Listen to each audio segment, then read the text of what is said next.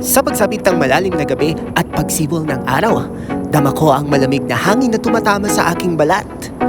Maliban sa mga berdeng bulubundukin, ang ulap na hamog ay kumukuha din sa aking atensyon.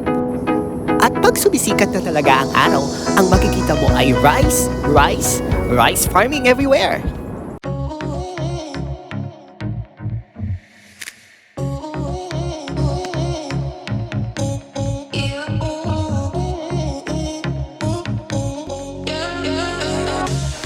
Ang bayan ng Bayog ay matatagpuan sa pinakakanluraning bahagi ng lalawigan ng Zamboanga del Sur.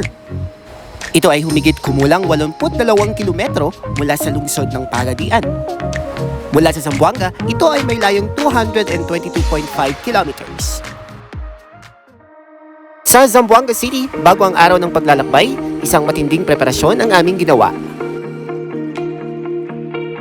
Ako at ang aking coach ay binisita namin yung special learners kasi gumagawa sila ng vegetable gardens.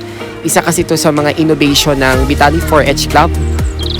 Dahil sa innovation na ito, the Vitali 4H Club was actually recognized locally and nationally kasi ang innovation na to ay napaka-unique. It was actually the first time in the history na yung ating mga special learners ay na-involve sa agriculture.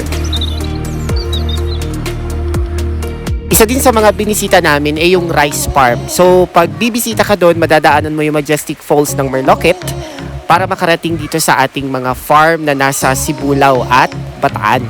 Isa sa mga dahilan kasi gagamitin namin yung mga clips ng mga farm para sa pagsali ng video campaign ng 4H. Pagkatapos, binisita namin yung tinatawag na Home of the Crabs, yung Sitio Lagpan kasi ang lugar na to ay mayaman sa tinatawag nating marine products.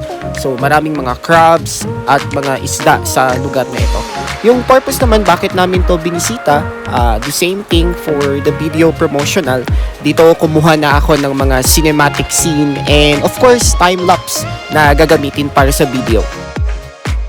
Sa pagbabalik namin sa processing house ng Vitali 4H, hindi pa rin talaga tapos ang aming preparasyon. Dito, yung mga harvested gulay naman ang ating ipaprocess at ipipresent namin ito sa region.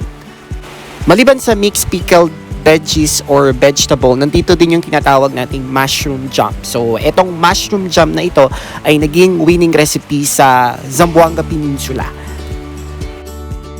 Sterilization is also a good way to stop food contamination. So, we have to secure first its cleanliness before packaging. And then after that, ito na yung mga products na dadalhin namin sa region. Sa pagsapit ng umaga, ako ay handang-handa na at ang aking mga kasama.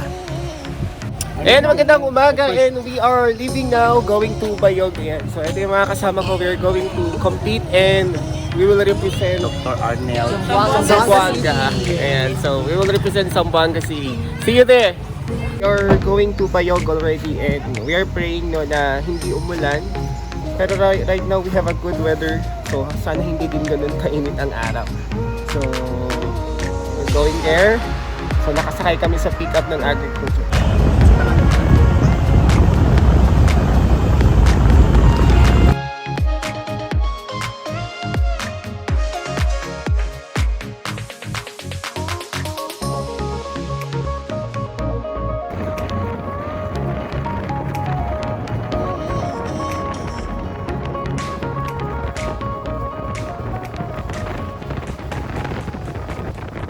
After 1 hour, we reached Ipil. Ito na, Ipil na tayo. Hello, Ipilenials. Hindi pa yung Ipil, no? May Jollibee na sila. Kailan kaya sa Pitaan. Dadaan muna kami sa grid kasi sa mga kasama namin is mag-withdraw muna daw siya. Stop by for a moment. Maghanap muna kami ng pag-withdrawal. Road na nasa sentro ng Ipil. Ayan, so walang masyadong traffic dito. Ayan, nasa gitna na siya. Ayan o.